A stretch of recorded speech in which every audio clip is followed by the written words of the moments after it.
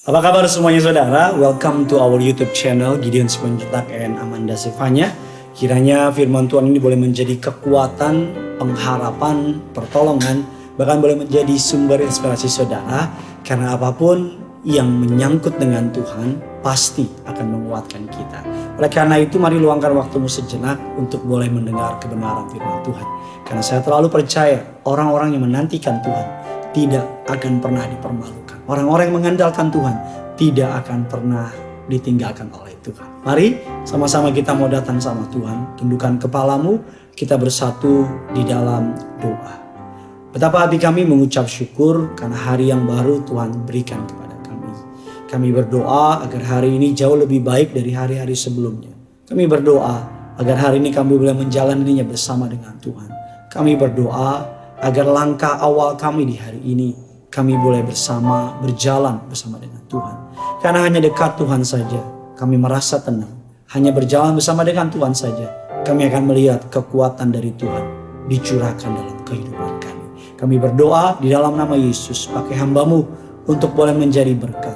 Perkataannya adalah perkataan yang Kau taruh dalam perkataannya. Isi hatimu Tuhan boleh mengalir dengan derasnya dalam firman yang kami dengar hari ini. Bahkan kerinduan-Mu dinyatakan dalam setiap firman Tuhan yang disampaikan hari ini. Berbicaralah Roh Kudus, sebab kami siap untuk mendengarnya. Siapapun mereka menyaksikan acara ini, mereka pasti diberkati Tuhan. Di dalam nama Tuhan Yesus kami berdoa mengucap syukur. Amin. Hati yang mengasihi jiwa-jiwa. Saya teringat dan masih terus teringat apa yang Tuhan Yesus lakukan melalui pelayanan gembala sidang saudara dan saya, atau gembala sidang saya lebih tepatnya, almarhum Bapak Pendeta Dr. Yesaya Pariaji.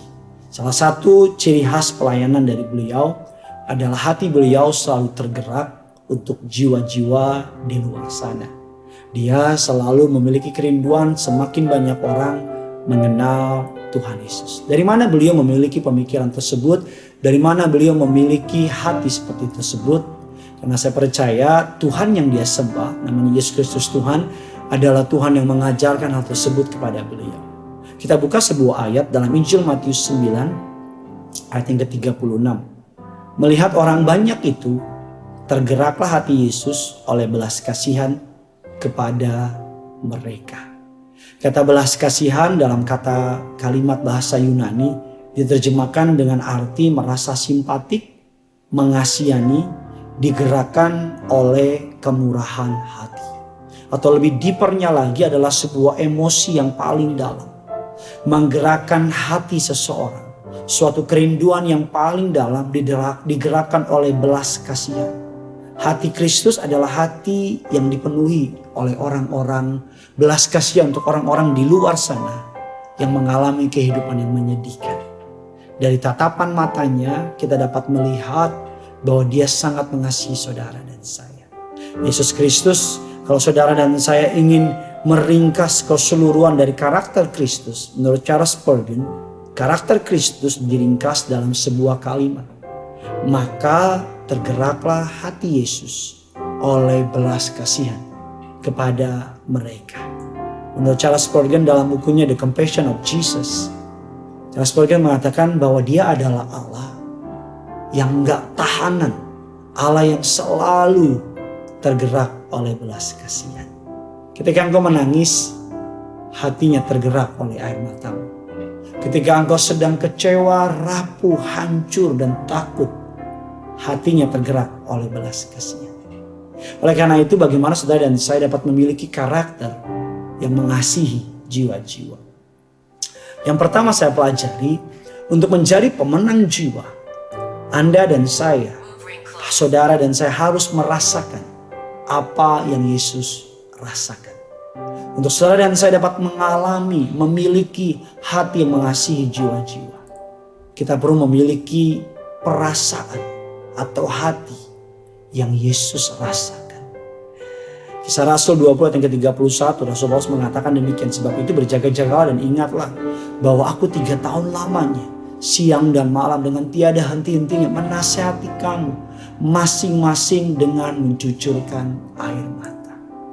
Ketika kita memiliki belas kasihan kepada orang lain, sama seperti Rasul Paulus Selama 3 tahun siang dan malam dia menasehati jemaat yang dipercaya untuk dia layani dengan mencucurkan air mata. Almarhum Gembala Sidang Pendeta Pariaji pernah bilang sama saya, seorang pendeta harus memiliki belas kasihan kepada jemaat. Karena ketika kita memiliki belas kasihan, maka kuasa akan Tuhan berikan. Tuhan akan memakai orang yang punya belas kasihan kepada orang-orang di sekitarnya. Tuhan akan mengirimkan kuasa mukjizat anugerahnya untuk mereka yang memiliki belas kasihan kepada jiwa-jiwa di luar sana. Kalau saya boleh ngomong lebih gampangnya lagi, kita lihat banyak ayat dalam Alkitab. Matius 9 ayat 36. Melihat orang banyak itu tergeraklah hati Yesus oleh belas kasihan kepada mereka. Matius 14 ayat yang ke-14. Waktu Yesus turun dari perahu dan melihat orang banyak itu, ia kasihan kepada mereka. Matius 15:32, aku kasihan kepada orang banyak ini. Matius 20 ayat yang ke-34, Yesus kasihan kepada mereka. Markus 1 ayat yang ke-41, Yesus kasihan kepada orang itu. Ketika Yesus turun dari perahu, ia melihat orang banyak, ia kasihan kepada mereka. Bahkan Markus 8 ayat yang kedua, aku kasihan kepada orang banyak ini. Sudah 3 hari lamanya mereka bersama-sama dengan aku. Aku takut mereka pingsan di jalan. Berilah mereka makan. Dan seterusnya dan seterusnya. Yesus selama dia melayani di muka bumi, setiap kali melihat orang terikat, hatinya penuh dengan belas kasihan. Setiap kali melihat orang punya masalah, hatinya penuh dengan belas kasihan. Kalau hari ini saudara seorang pemimpin dan ada anak-anak buah di bawah saudara, saya percaya roh mereka berteriak dan berkata, tolong saya. Saya percaya kalau suatu hari nanti kita bertemu dengan Tuhan di surga, yang Tuhan akan tanya bukan berapa banyak duit kita, bukan berapa banyak uang kita, bukan berapa banyak pencapaian kita di muka bumi. Yang Tuhan akan tanya, saya kasih kamu hidup sekian tahun, saya berikan kamu fasilitas ini. Sudah berapa banyak jiwa kau bawa untuk mengenal aku? Karena kita dipanggil untuk memberitakan kabar baik. Kita dipanggil untuk menceritakan tentang Yesus. Saya percaya kalau kita makan di sebuah restoran yang enak, kita pasti promosiin ke orang-orang. Toko ini enak, restoran ini enak. Kalau kita pergi, ada orang yang kita kerja, atau ada vendor atau ada orang yang kerja sama kita dan kerjaannya bagus, kita pasti promosiin orang tersebut. Apalagi kalau kita punya kabar baik, pribadi Yesus yang luar biasa, agar berita tentang Yesus tidak stop di saudara. Berita tentang Yesus boleh menyebar ke banyak orang dimanapun juga, agar biar banyak orang diselamatkan. Karena hanya Yesus satu-satunya jalan keselamatan. Dan hidup miliki hati yang misionaris. Sampaikan berita penginjilan. Sampaikan kabar baik agar orang diselamatkan. Surga bersukacita bila orang berdosa bertobat. Lukas 15 ayat yang ke-7. Bahkan jantung hatinya Allah adalah misi. Yesus mau semua orang diselamatkan. Yesus mau agar saudara bisa menceritakan Yesus kepada orang-orang di sekitar saudara. Biar orang-orang yang bertemu dengan saudara mendengar tentang Yesus. Tapi Pak Pendeta, saya bukan sekolah teologi. Nggak perlu sekolah teologi untuk menceritakan soal Yesus. Cukup ceritakan kehidupanmu sebelum kenal Yesus dan sesudah kenal Yesus. Nggak perlu menginjil seperti penginjil-penginjil jalanan. Cukup hidup menghidupi firman Tuhan. Nah, saya percaya orang yang menghidupi firman Tuhan akan melihat. Ketika hidup kita sesuai dengan firman Tuhan, maka orang dunia akan melihat. Dan mereka akan bertanya, siapa Tuhan kita? Bagikan kabar baik ini, mari mulai menginjil dengan kabar baik ini. Hati yang mengasihi jiwa-jiwa. Tulis kolom komentar di bawah. Kalau ada orang-orang yang belum diselamatkan, tulis namanya di bawah. Biar bersama-sama kita berdoa untuk orang tersebut. Mari sama-sama kita datang sama Tuhan. Kita mau menyembah Tuhan kita. Haleluya. Tanda-tanda telah nyata, hujan akhir telah tiba. Allah sedang melawat umatnya. Ladang telah menguning, siap untuk dituai. Banyak jiwa menanti uluran tangan kita. Tuailah, tuailah sekarang. Nyatakan kemuliaan pada segala bangsa.